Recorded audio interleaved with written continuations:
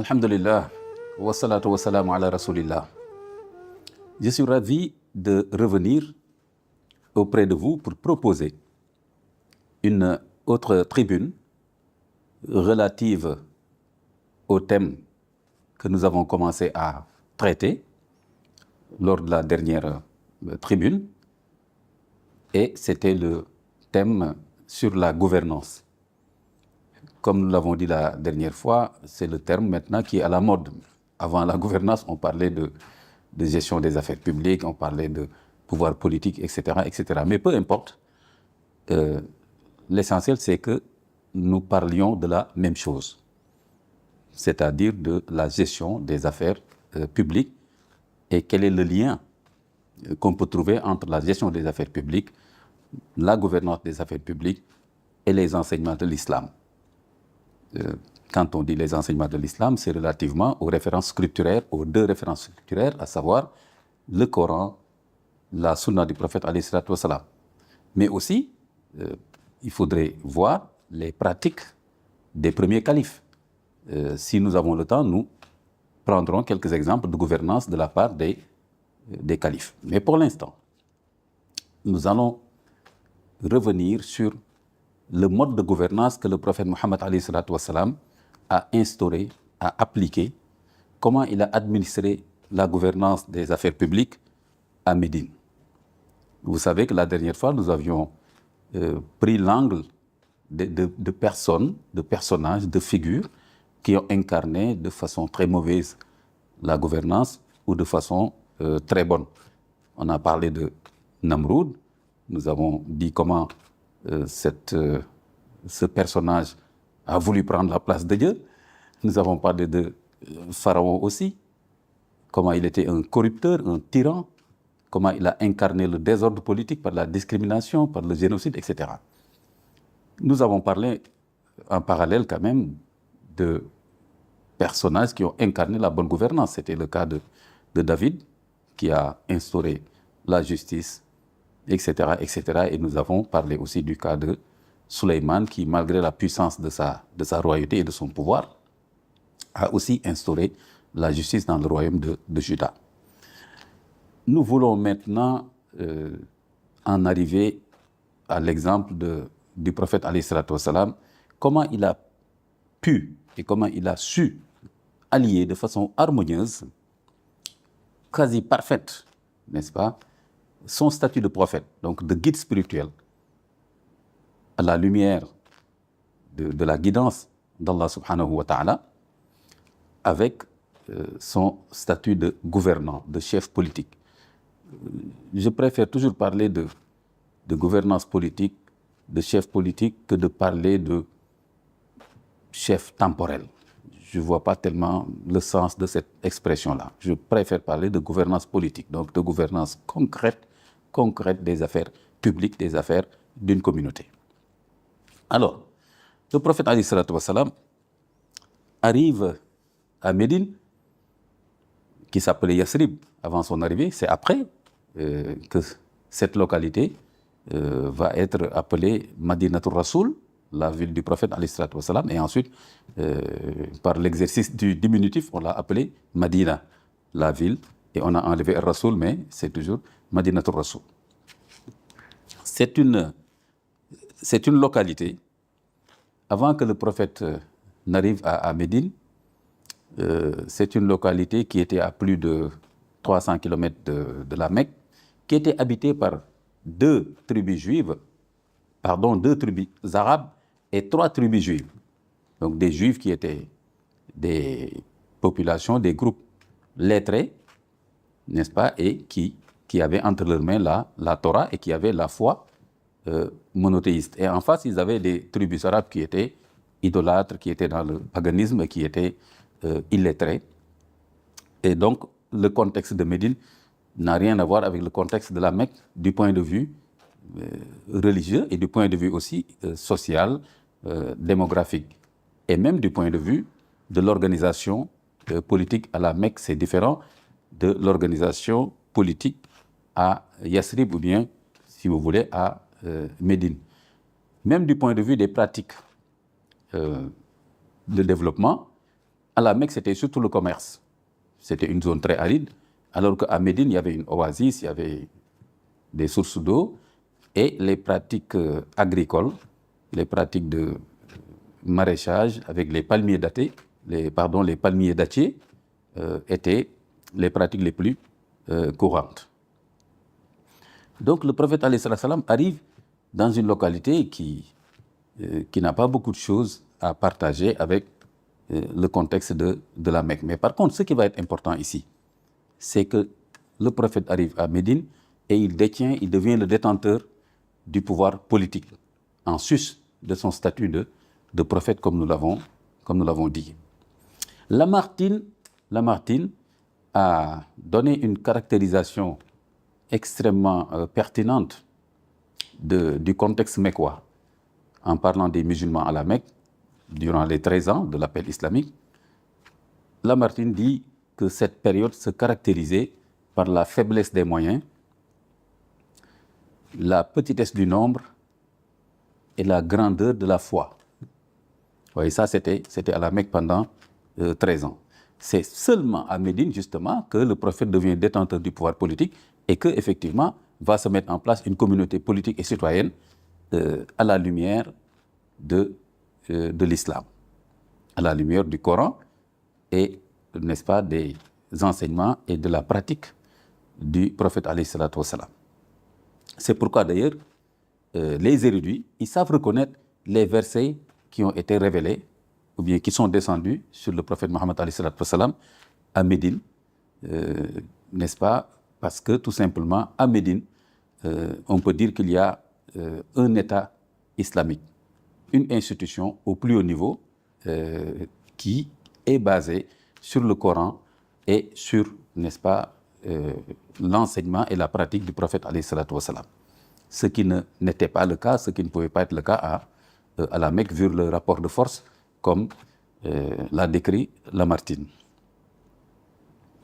Alors, à Médine, le prophète va gérer cette localité-là pendant 10 ans. De 622 à 632, rappelez-vous, c'est en 622 que va se faire l'hégire. Et le prophète, alayhi salam, avec quelques-uns de ses compagnons, arrive à Médine, particulièrement avec Abu Bakr, radiyallahu anhu. Il arrive à Médine, il est accueilli et il est dépositaire du pouvoir politique. Alors, il va allier son statut de prophète avec le nouveau statut de gouvernant politique. Et déjà, là, se manifeste un miracle. Un miracle vient s'ajouter à d'autres miracles. Mais ici, ce miracle est différent justement de la nature des miracles qui se passaient pour le prophète à la Mecque. Vous savez, un prophète, Allah subhanahu wa ta'ala l'accompagne toujours, l'appuie toujours par des miracles. N'est-ce pas, par des miracles. Et la nature des miracles dépend justement du contexte et, n'est-ce pas, du peuple et des enjeux dans lesquels se trouve, n'est-ce pas, un prophète donné. Alors, à Médine, un miracle va apparaître, justement, c'est le miracle politique. On va me dire, mais ce n'est pas un miracle. Mais si, c'est un miracle. C'est un miracle, je m'explique, parce que voilà un prophète qui est mecquois, donc qui ne connaît rien du contexte de Médine, dont j'ai donné quelques caractéristiques tout à l'heure, qui ne connaît rien du contexte vraiment politique, social, etc., religieux, etc., même s'il avait entendu parler, mais c'est la première fois qu'il vient pour administrer une localité médinoise qui n'a rien à voir avec le contexte mecquois. Ça, c'est une chose. Deuxième chose, c'est que le prophète, alayhi salatu wassalam, c'est un analphabétisé. C'est un analphabète. N'est-ce pas? Il est analphabète, ummi, rasul al-nabi al-ummi, alladhi yajidunahu maktuban indahum fit tawrat wal injil. Les rabbins que le prophète alayhi salatu wassalam va trouver à Médine, qui sont donc des lettrés qui ont la Torah, savent que dans la Torah, il est mentionné un prophète analphabète. Rasul al-nabi alladhi yajidunahu maktuban indahum fit tawrat wal injil.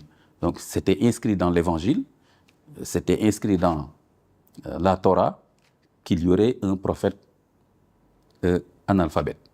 Donc les rabbins savaient bien que Mohammed sallallahu alayhi wa sallam est ce prophète analphabète et il savait bien aussi que c'est un prophète qui appartenait à la communauté arabe quraïchite, n'est-ce pas, à la Mecque. Alors, le prophète alayhi salatu wassalam, c'est un illettré, il n'avait aucune expérience de gouvernance politique. C'est là où je parle de miracle. Et pourtant, le prophète va faire une gestion exemplaire des affaires publiques quand il gère Médine de 622 à 632, c'est-à-dire de l'Égypte jusqu'à son décès, jusqu'à ce qu'il soit rappelé à Allah subhanahu wa ta'ala. Donc c'est un miracle, parce que le contexte est différent. Il n'a lu aucun livre en gouvernance politique. Pourtant, il y avait des livres en ce temps, mais c'était justement hors de portée. Même pour un arabe mecquois qui était lettré, c'était presque hors de portée parce que c'était écrit dans d'autres langues, a fortiori pour un illettré, pour un analphabète comme le prophète alayhi salatu wassalam. Il ne connaissait pas du tout la littérature politique, il n'a jamais exercé d'expérience, il n'avait pas d'expérience de gouvernance politique à la Mecque. Donc, c'est quand même justifié, ce n'est pas exagéré, ce n'est pas faire de la propagande, ce n'est pas de l'apologie. C'est vraiment objectif de dire que le prophète alayhi salatu wassalam n'avait aucune expérience politique. Je ne dis même pas de gouvernance politique, mais tout simplement politique. Et pourtant là, il arrive à Médine comme détenteur du pouvoir politique. C'est donc un miracle et il va exercer ce pouvoir politique de façon admirable, dans la justice, n'est-ce pas, dans des innovations extraordinaires auxquelles personne ne pouvait s'attendre avant qu'il ne commence à administrer les affaires publiques à Médine. Alors, de ce point de vue-là, le prophète alayhi salatu wassalam est en droite ligne, s'inscrit en droite ligne de la révélation coranique. Effectivement, la révélation coranique ne sépare pas le statut de prophète, n'est-ce pas, du statut de gouvernant politique. Parce que tout simplement, l'homme est investi, l'humanité est investie d'un pouvoir politique, d'un pouvoir de gestion, n'est-ce pas, de la terre, d'un pouvoir de gestion des affaires de la communauté. Vous vous rappelez, quand je parlais de Gaza, j'avais cité ce verset-là où les anges avaient dit à Allah subhanahu wa ta'ala, quand il les a informés de sa volonté d'installer sur terre l'humanité, les anges étaient assez dubitatifs et ils avaient dit « Ataj'alu fiha man yufsidu fiha wa yasfiku ad-dima » Ne risques-tu pas d'installer sur terre quelqu'un qui va semer le désordre et qui va verser le sang. Donc les anges avaient compris que la khilafa, donc le califat du Coran, je ne parle pas du califat de Daïch, etc., califat sanguinaire, etc., je parle du califat comme institution de civilisation, tel que le Coran l'a enseigné. Le califat, selon les anges, c'était de mettre de l'ordre sur terre. Dans tous les secteurs, de mettre de l'ordre dans l'éducation, dans l'économie, dans l'environnement, dans les relations parentales, etc. C'est extraordinaire.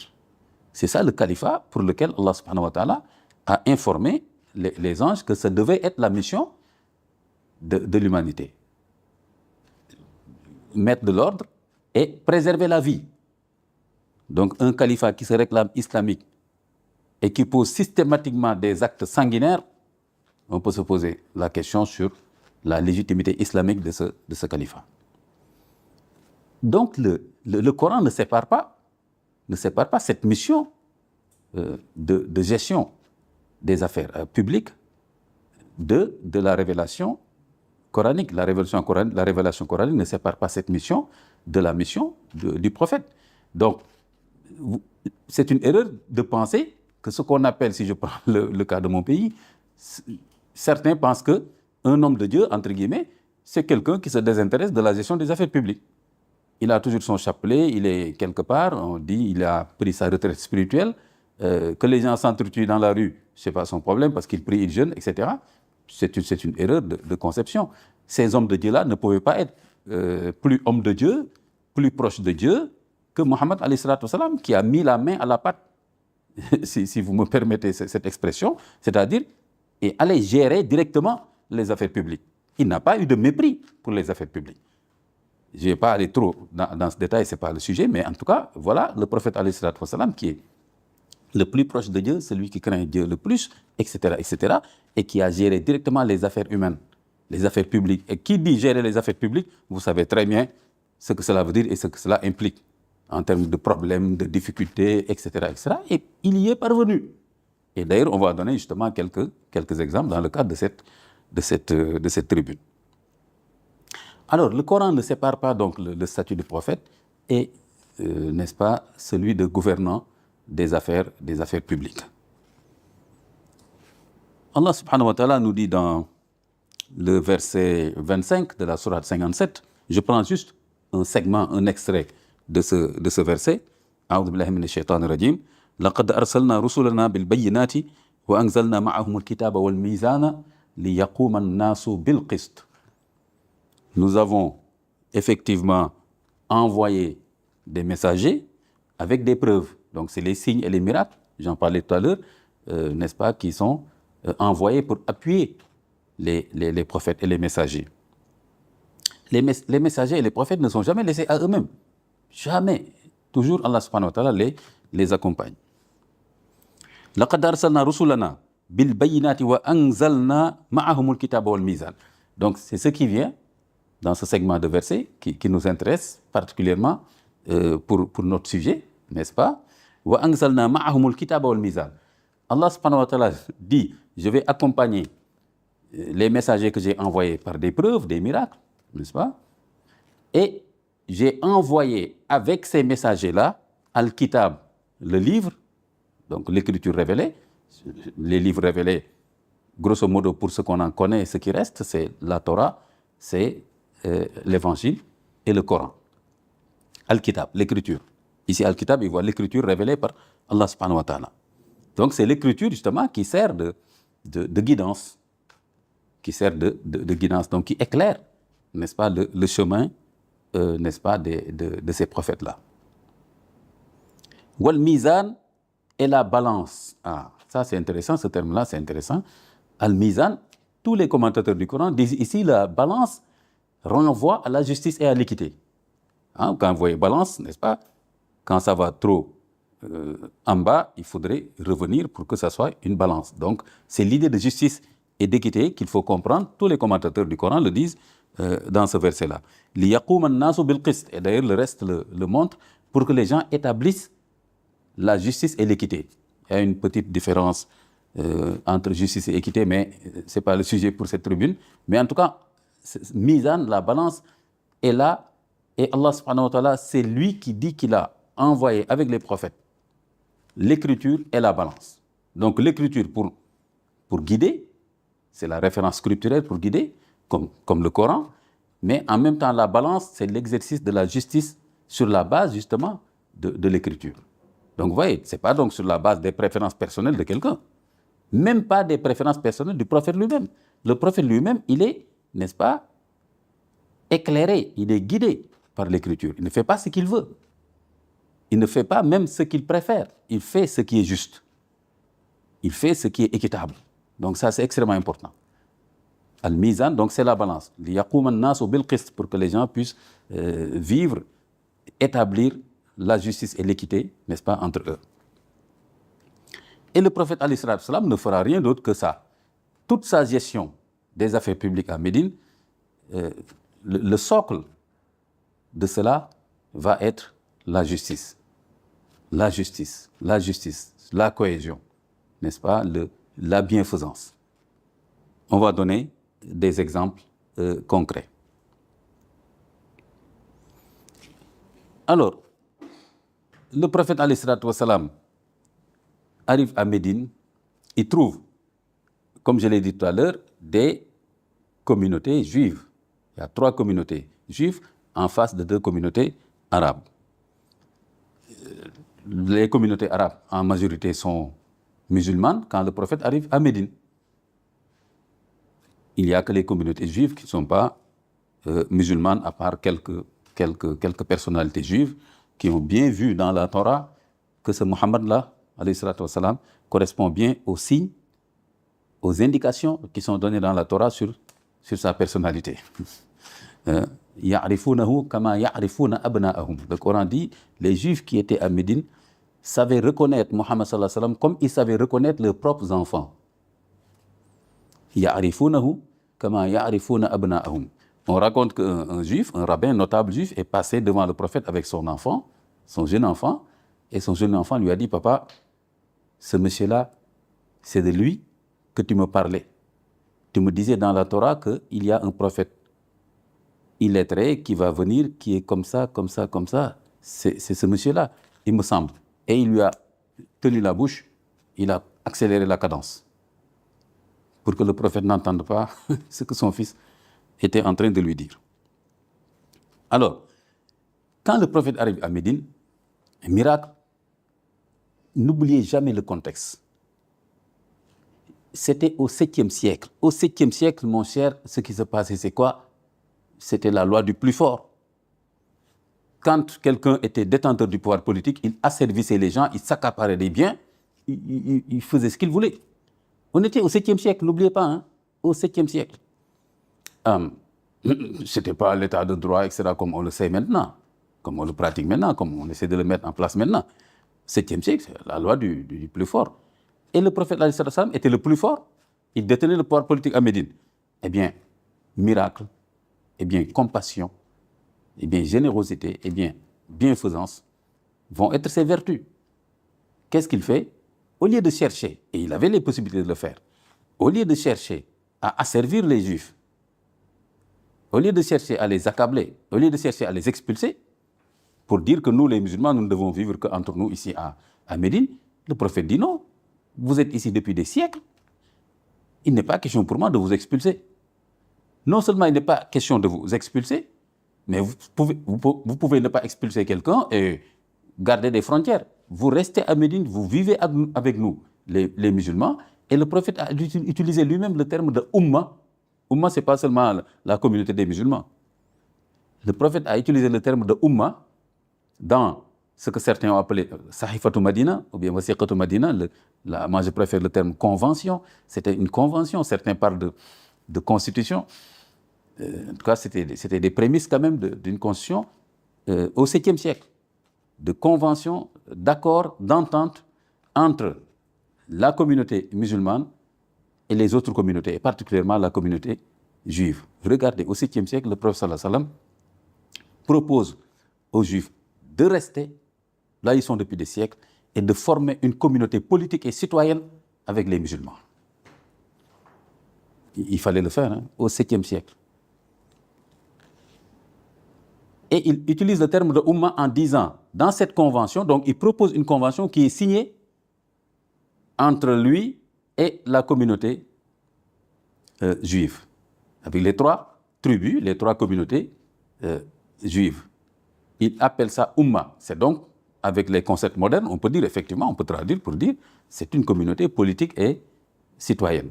Et l'essentiel des engagements et des clauses qu'il y a dans cette convention, ne serait-ce qu'une convention, c'est un acte de civilisation, un acte de gouvernance politique extraordinairement significatif.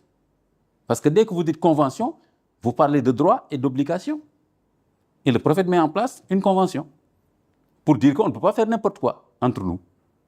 On se respecte, chacun connaît ses droits, mais aussi chacun doit faire ses obligations. Et les Juifs signent. Ils sont étonnés quand même, mais ils signent, bien sûr, ils signent rapidement, en disant, mais on ne peut pas avoir mieux que ça. Et le prophète leur dit, maintenant, vous avez vos droits et vos obligations. Et l'essentiel des clauses, c'est quoi? C'est qu'on respecte votre pratique religieuse, vous êtes autonome dans vos pratiques religieuses, vous gardez vos synagogues et tout, vous faites vos pratiques religieuses, votre mariage, votre statut personnel, etc., etc., votre code pénal dans la Torah, vous l'appliquez au niveau de votre communauté. Par contre, il y a des obligations communes entre vous et nous. Par exemple, la question de la sécurité et la question de la solidarité. Regardez ça. Le prophète, alayhi salam, un illettré qui était à la Mecque, le contexte très différent, il propose, regardez cette densité, regardez, regardez cette convention tellement humaniste, tellement bienveillante. pour le bon vivre ensemble entre les musulmans et les juifs. Donc, respect de la conscience religieuse et de la pratique religieuse de chacune des communautés, mais maintenant, obligation d'être solidaire et de gérer ensemble la sécurité, parce que si l'ennemi de l'extérieur vient nous attaquer, il ne va pas reconnaître musulmans et juifs, il va dire nous allons attaquer Médine pour prendre les biens des gens, pour etc., comme ça se faisait. On était au 7e siècle quand même, et c'était dans le désert d'Arabie. Donc, c'est de là où le prophète alayhi salam a reçu la révélation qui, justement, imposait aux juifs, certains orientalistes des fois posent mal cette question-là, non pas parce que les juifs devaient être des citoyens de seconde zone, mais puisque les juifs n'étaient pas astreints à la zakat, comme les musulmans, ils devaient quand même contribuer par ce qu'on appelle le jizya, en versant une tribu, n'est-ce pas, qui leur permet, n'est-ce pas, d'être un peu à la hauteur des besoins, n'est-ce pas. Il y a certaines dépenses qui concernent tout le monde, n'est-ce pas, à Médine. C'est ce qu'on appelle al-jizya. C'est pourquoi d'ailleurs certains califes, à un moment donné de l'histoire de l'islam, quand ils ne pouvaient plus assurer la sécurité des minorités non musulmanes, leur disaient de ne plus verser la jizya. Alors que les musulmans étaient astreints obligatoirement à la zakat. Donc vous voyez, ce qui est important. Donc voilà, le prophète précise, il précise. Donc la clarté aussi, c'est extrêmement important, la clarté des conventions et des clauses. Pour que, il ne faut pas que demain, les juifs disent « Ah oui, c'est pas ça qui a été dit, c'est pas ça qui a été écrit ». Donc c'est écrit clairement, voici ce que nous partageons en termes de responsabilité, voilà aussi les droits de chacun, n'est-ce pas, dans cette cité où nous vivons ensemble. Donc ça, c'est extrêmement important, cette convention de Médine au 7e siècle. Alors, ce qui fait que, je ne sais pas si vous le savez, est-ce que vous savez que Médine était une localité, donc c'était quand même le désert d'Arabie. Prenez une carte, c'était vraiment exposé, c'était très vulnérable. Et Médine était attaqué par des brigands. Vous ne pouvez pas sortir de chez vous à Médine à partir du crépuscule. Hein. Ah non, là, il y a un brigand qui vous tombe dessus facilement. Et les femmes étaient violées. C'était des pratiques courantes à Médine. C'est le prophète sallallahu alayhi wa sallam qui a sécurisé Médine. C'est le prophète alayhi wa sallam. Et ce n'est pas en allant dans sa chambre ou bien à la mosquée pour faire une prière. Non, c'est en mettant en place des mécanismes de sécurité.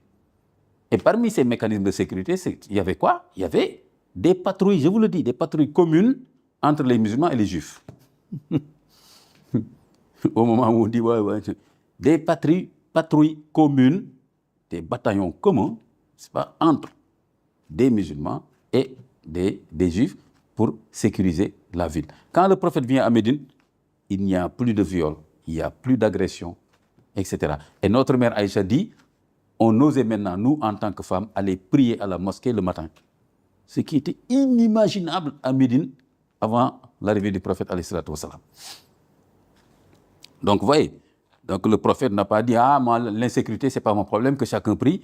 Un jour, Dieu va nous donner la sécurité. » Ben non, tu n'es pas tombé dans le fatalisme. Il a dit « En tant que détenteur du pouvoir politique, en tant que gouvernant, c'est une de mes responsabilités, maintenant on va dire une des prérogatives régaliennes, de mettre en place, n'est-ce pas, des mécanismes, n'est-ce pas, de justice. » Vous voyez, c'est extrêmement important, je veux dire de sécurité. C'est extrêmement important. Sans la sécurité, c'est quand même difficile de faire autre chose. Hein? Donc, vous voyez, c'était donc vraiment quelque chose de très... C'était une révolution. Ce n'était pas une réforme. C'est une révolution que le prophète sallallahu alayhi wa sallam a apportée à Médine. Alors, par contre, maintenant, quand je vois des groupes qui se réclament de l'islam, qui vont semer la mort partout, donc ils font le contraire de ce que l'islam voulait. Apporter la paix et la sécurité dans les communautés. Alors, chers amis, chers frères et sœurs, nous allons progresser. C'était l'exemple que je voulais prendre d'un point de vue de la gestion politique. Vous voyez, cette convention-là, avec ces clauses-là, et chacun prend l'engagement de respecter n'est-ce pas, les clauses, d'avoir bien compris ses droits et aussi de s'engager à, n'est-ce pas, faire ses obligations. Deuxième acte de gouvernance que le prophète alayhi salam va poser, et c'est extrêmement important, c'est ce qu'on peut appeler le jumelage ou bien le parrainage, ou bien on appelle dans la littérature islamique de ce point de vue-là, al-ikha, la fraternité que le prophète sallam va mettre en place. Un mécanisme de parrainage et de jumelage, de couplage entre les émigrés al-muhajiroun venus de la Mecque et les auxiliaires, les ansars, qui sont les résidents de Médine. Le prophète a compris que tout déséquilibre socio-économique était, n'est-ce pas, pouvait faire le lit justement de contestation, d'instabilité. Parce que tout simplement, quand les gens ne parviennent pas à satisfaire leurs besoins de base, eh bien, il devient très difficile de les maîtriser. Le prophète sallam a compris cela. C'est pourquoi il ne s'est pas contenté de venir faire une mosquée. C'est vrai qu'un des actes aussi de ce qu'il a fait, de sa gouvernance aussi, c'était une mosquée, parce qu'une mosquée, ça participe à éduquer les gens. C'était aussi un lieu d'information, même aussi un lieu d'accueil social. Donc c'était aussi un acte de gouvernance. Mais le prophète sallallahu alayhi wa sallam savait que ça ne suffisait pas. Que les gens, même s'ils viennent à la mosquée, s'ils retournent à la maison et qu'ils n'ont rien à manger avec leur famille, qu'ils ne peuvent pas porter des vêtements, qu'ils n'ont aucune activité rémunératrice, etc. Et surtout que les émigrés qui ont tout abandonné pour l'islam, certains étaient très, très riches à la Mecque, qui ont tout abandonné, qui sont venus à Médine. S'ils trouvent que les Médinois, qui sont musulmans comme eux sont très riches, sont chez eux, n'est-ce pas, ont de grands maraîchages, de grands champs maraîchers, etc. Et qu'eux, ils sont là démunis, pauvres, nécessiteux, en train de trimballer dans les rues pour mendier. Le prophète sallam voyait que là, ce serait un déséquilibre extrêmement grave en termes de stabilité socio-économique. C'est pourquoi il a mis en place un jumelage. Un jumelage parallèlement à la zakat. Donc la zakat vient comme instrument aussi de régulation sociale, pour qu'il y ait une redistribution des richesses. Comme le dit le Coran. Il ne faut pas que les richesses soient l'apanage, soient le monopole d'un groupe parmi vous. Donc, le prophète, en tant que gouvernant, il est très attentif à cela. Là où aujourd'hui, on sait que pas mal de pays ont brûlé, jusqu'au moment où on parle de modernité et tout, là, c'était au 7e siècle, des gens n'ont pas encore compris le danger de ces inégalités socio-économiques. Le prophète sallallahu alayhi wa sallam avait pris conscience de cela. Donc, il y avait déjà la zakat, qui n'est pas facultatif, qui n'est pas surrogatoire, mais qui est un acte cultuel qui a le statut d'obligation. Dans les 5 piliers, la zakat figure, après l'attestation de foi, après la prière, vient la zakat. Donc, pour montrer que c'est un fondement extrêmement important dans la vie communautaire, que les riches redistribuent le surplus, n'est-ce pas, aux nécessiteux. Mais parallèlement à cela, le prophète met en place un mécanisme qu'on appelle le jumelage. Il demande à chaque ansar, à chaque médinois, de prendre avec lui un Mécois. Il ne faut pas qu'il y ait un seul Mécois qui soit laissé à lui-même en train d'errer dans les rues ici à Médine. Regardez cette compassion, regardez cet humanisme, regardez cet esprit, n'est-ce pas, de bon vivre ensemble que le prophète sallallahu alayhi wa sallam a enseigné, mais pas seulement en théorie. Il met en place ce jumelage. Et effectivement, les Médinois vont parfaitement comprendre cela. Et les Médinois acceptent cela d'autant plus qu'au-delà même de l'appartenance tribale, de l'appartenance arabe, c'est par la foi. C'est par la foi en Dieu. La foi en Allah subhanahu wa ta'ala. C'est par la foi au Coran. C'est par aussi la foi au prophète alayhi salatu salam que les Médinois vont accepter du fond du cœur de parrainer, d'être des jumeaux, de prendre en charge chacun d'entre eux un Mécois ou bien même plusieurs, n'est-ce pas, le temps qu'ils prennent leur marque, si on peut le dire comme ça, et qu'ils puissent être autonomes dans leurs activités socio-économiques. C'est extraordinaire. Extraordinaire. Et d'ailleurs, le Coran nous rapporte ce récit de l'état d'esprit de ces de ces Médinois, à travers ce verset que je vais vous lire. وَالَّذِينَ تَبَوَّأُوا الدَّارَ الْإِيمَانَ مِنْ قَبْلِهِمْ يُحِبُّونَ مَنْ هَاجَرَ إِلَيْهِمْ وَلَا يَجِدُونَ فِي صُدُورِهِمْ حَاجَةً مِمَّا أُوتُوا وَيُؤْثِرُونَ عَلَى أَنفُسِهِمْ وَلَوْ كَانَ بِهِمْ خَصَاصَةٌ وَمَنْ يُوقَ شُحَّ نَفْسِهِ فَأُولَئِكَ هُمُ الْمُفْلِحُونَ. Le Coran nous rapporte dans ce verset-là, c'est le verset 9 de la sourate 59, il parle justement des Ansar, des Médinois, en disant qu'ils étaient établis dans la maison de la foi, c'est-à-dire donc à Médine, n'est-ce pas? Et yuhibbuna man hajara ilayhim, c'est extrêmement important ici. Ils aimaient ceux qui ont émigré vers eux. Yuhibbuna man hajara ilayhim. Vous voyez, le terme que le Coran utilise ici, c'est l'amour, l'affection. Ils ont aimé du fond de leur cœur les émigrés mécois. Pas seulement parce qu'ils étaient des Arabes, mais parce qu'ils étaient des musulmans comme eux. Vous voyez, avant cela, eh bien, les Arabes, ils s'entretuaient de temps à autre, c'était des vendettas sur des siècles même. Mais là, voilà des Médinois, même s'ils sont de tribus arabes, même s'ils sont des Arabes, ils s'entretuaient. Mais voilà maintenant que les Ansar, les Médinois, du fond de leur cœur, développent un amour, développent une affection extraordinaire à l'égard des émigrés, n'est-ce pas, mécois. Et c'est le Coran qui atteste cela pour eux. Donc c'est pas juste un récit historique. C'est Allah subhanahu wa ta'ala qui connaît le fond des cœurs, qui dit effectivement ils ont aimé d'un amour sincère, d'une affection sincère, les émigrés mécois. Yuhibbuna man hajara ilayhim.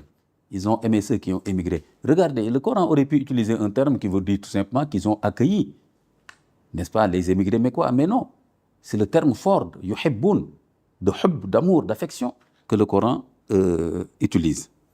Wala yajiduna fi sudurihim hajatan mimma utu. Wa yu'siruna ala anfusihim walaw kana bihim khasasa. Ça aussi c'est extrêmement important. Le Coran dit ils ont aimé. C'est pas seulement ça qui les distingue en termes de haute valeur humaine. C'est pas seulement qu'ils ont aimé, c'est leurs frères et leurs sœurs, mais aussi que chaque fois que le prophète alayhi salatu wassalam, par exemple, s'il y avait des butins, etc., ou bien des dons qui venaient au prophète alayhi salatu wassalam, il donnait en priorité aux émigrés. Certains Médinois pouvaient commencer à dire, mais voilà quelqu'un qui vient chez nous, et maintenant il ne donne qu'à ses parents, etc.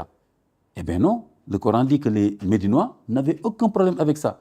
Ils se disaient, c'est tout à fait normal, ces gens ont tout abandonné pour Dieu, et c'est eux-mêmes qui nous ont convertis, parce que c'est eux qui avaient la foi à la Mecque, et nous sommes allés à la Mecque. C'est de là-bas qu'on a eu la foi musulmane, et ils sont venus aussi nous enseigner l'islam.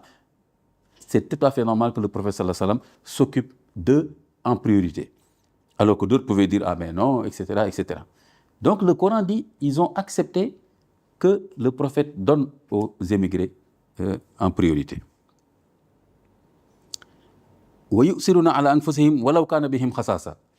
Troisième caractéristique, c'est extraordinaire comme niveau moral, comme niveau de foi, n'est-ce pas? Ils n'éprouvaient aucun besoin. Chaque fois qu'ils avaient l'impression, chaque fois qu'ils pensaient que les émigrés avaient besoin de quelque chose, ils laissaient cela aux émigrés. Même si eux en avaient besoin, ils donnaient la priorité systématiquement aux émigrés. Et je vous dis ça, c'est un verset du Coran. Ce n'est pas des gens qui ont fait on fait l'histoire des Arabes, les Médinois étaient tels. Non, non, non. C'est Allah subhanahu wa ta'ala qui a dit, il donnait la priorité aux émigrés. Regardez donc, ça c'est le modèle indépassable de la fraternité musulmane. Indépassable. Ce qui s'est passé entre les émigrés et les Ansar, et n'est-ce pas, comment le prophète a organisé tout cela. Voilà.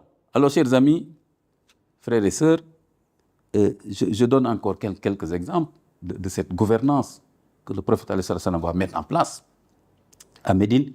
C'est la consultation, shura. Ça aussi, c'est un mécanisme extrêmement important. Wa amruhum shura baynahum.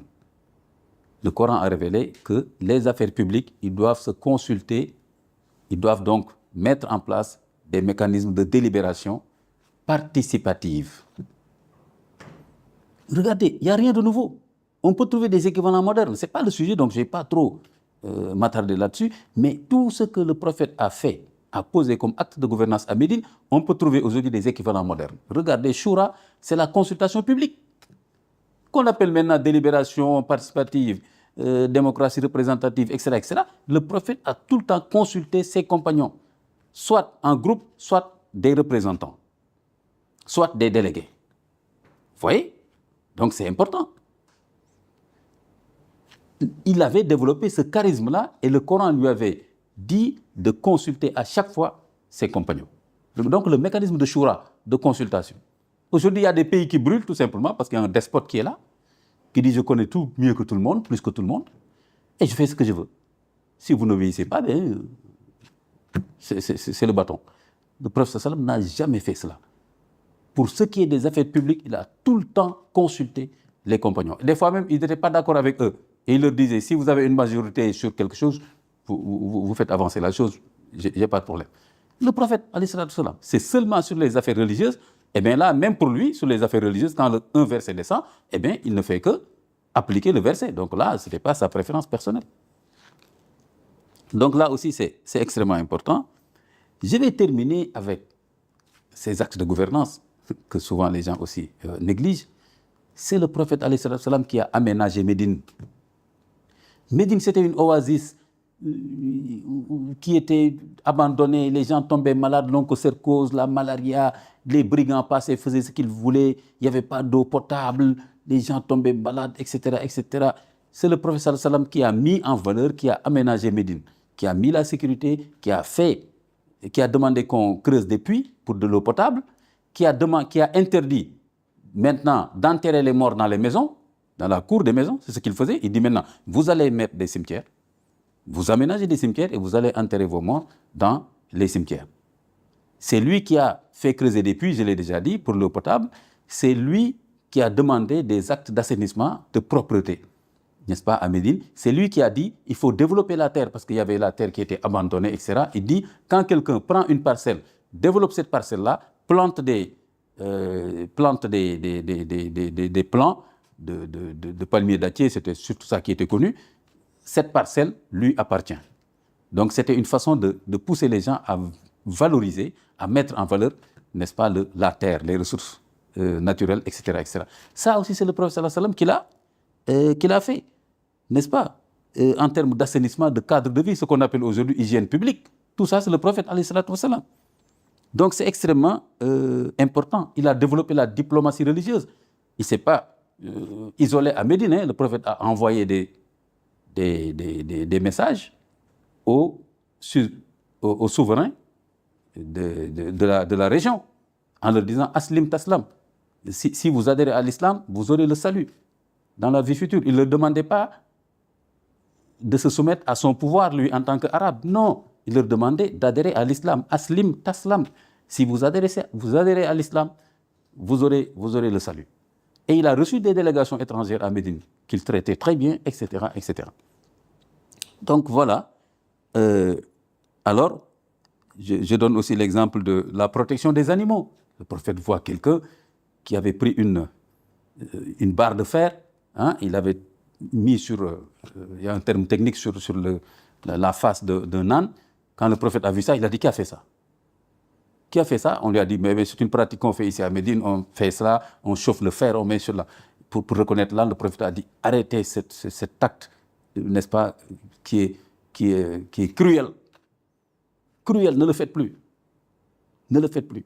Et donc, tout le temps, il passait le temps à sensibiliser sur la protection des animaux. Les gens se disaient, qu'est-ce qu'un prophète fait avec les animaux? Il passait tout le temps à reprocher aux gens. Il a dit à quelqu'un à côté de Médine, crains Dieu avec ton cheval. Parce qu'il m'a dit que tu ne le laisses pas se reposer, tu lui fais des charges trop lourdes, tu ne lui donnes pas à manger. C'est le cheval qui a dit ça au prophète. Il lui a soufflé ça. Le prophète, avant Médine, ils sont passés dans un endroit et un cheval, je crois que c'est un cheval ou bien un cheval, je crois, hein, qui est venu comme ça et soufflé. Les compagnons voyaient que le cheval, comme s'il parlait à l'oreille du prophète, le prophète a fait comme ça. Et après, il a dit, c'est à qui ce cheval? On a appelé un jeune, il lui a dit, c'est pour toi, le propriétaire c'est toi? Il a dit oui. Le prophète lui a dit, ittaqillah, crains Dieu. Il vient de me dire que tu lui donnes pas à manger, tu ne le laisses pas se reposer, tu lui donnes des charges trop lourdes. Crains Dieu. Nous pensons que quand on dit à quelqu'un crains Dieu, c'est toujours dans une relation interpersonnelle, anthropocentrique. Non, ça déborde même le cadre interpersonnel. Même par rapport à l'animal, le prophète a dit quelqu'un craint Dieu. Alors, il est à ton service, mais toi aussi, sois à la hauteur de t'en charger de façon convenable, de façon correcte. Et l'autre exemple avec lequel je vais terminer, la protection des animaux, le prophète s'est comporté comme un contrôleur des marchés, comme un défenseur des consommateurs. Ben oui, comme un défenseur des consommateurs. Il y a ici au Sénégal un projet que quelqu'un voulait développer. J'ai posé des questions, comment ça va se passer, est-ce que ça respecte telle ou telle chose. Il y a quelqu'un qui m'a appelé pour me dire, ben c'est pas ton problème, tu es imam, occupe-toi de ta mosquée. Je lui dis, mais le prophète alayhi salam ne s'occupait pas seulement de la mosquée, il s'occupait aussi de tout ce qui se passait dans la vie publique. Et d'ailleurs, le prophète allait au marché. Il ne s'est pas chez lui à dire, je suis le plus proche de Dieu, je jeûne, je prie. Personne ne le dépassait en jeûne, en prière et tout, mais il allait au marché. Il avait aussi, c'était un acte de gouvernance. Les gens faisaient ce qu'ils voulaient. Il rattrapait les gens qui avaient des marchandises à la porte de Médine. Le prophète a interdit tout ça parce qu'il rattrapait les gens à la porte de Médine et il gonflait le prix. Et ensuite, il venait à Médine. Le prophète a dit, laissez les gens venir à Médine. Et quand les gens venaient à Médine, le prophète a dit maintenant, aménagez un marché. Et le prophète lui-même passait au marché. Une fois, il a regardé quelqu'un qui avait des sacs de dattes. Le prophète a mis sa main dans le sac. Parce qu'en tant qu'autorité publique, la personne n'osait pas refuser. Et le prophète lui a dit, mais pourquoi tu as mis de belles dattes au-dessus? Et par contre, quand j'ai mis la main, j'ai vu qu'il y avait des dattes pourries en bas, ou bien d'une autre qualité. Donc, il faut mettre les dattes correctement pour que les gens puissent savoir que voilà la qualité de la date, etc. etc. Et c'est là où le prophète a dit ce fameux hadith extrêmement important, Man ghashana falaysa minna. Celui qui nous trompe ne fait pas partie de nous. On reviendra sur cela dans le sous-thème que je vais traiter, Inch'Allah ta'ala, sur la reddition des comptes, la corruption. On reviendra sur ça, sur ce hadith-là. Le prophète a dit, Man ghashana falaysa minna. Celui qui nous trompe ne fait pas partie de nous. C'est-à-dire que tu es en train de tromper les gens sur la qualité de la marchandise. Donc c'est le prophète lui-même qui a mis sa main dans le sac. Donc là, il s'est comporté comme contrôleur public et aussi comme défenseur des consommateurs. Donc voilà, chers amis, chers frères et sœurs, c'est quelques brides, n'est-ce pas, d'informations que je voulais apporter sur cette question-là des actes de gouvernance du prophète alayhi salatu wassalam. À Médine, il s'est comporté comme un gouvernant éclairé, craignant Dieu. Tout ce qu'il faisait, c'était sur la base de la justice. Dieu a commandé, a ordonné, n'est-ce pas, la justice, n'est-ce pas, et l'équité. Tout ce qu'il faisait, la base, c'était la justice, c'était la bienveillance, c'était la cohésion, n'est-ce pas, c'était l'assainissement, c'était le respect des droits de tout le monde. C'était aussi inviter les gens à faire leurs obligations.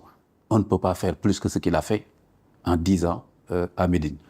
Je vous donne rendez-vous pour une autre tribune. Wassalamu alaikum wa rahmatullahi wa barakatuh.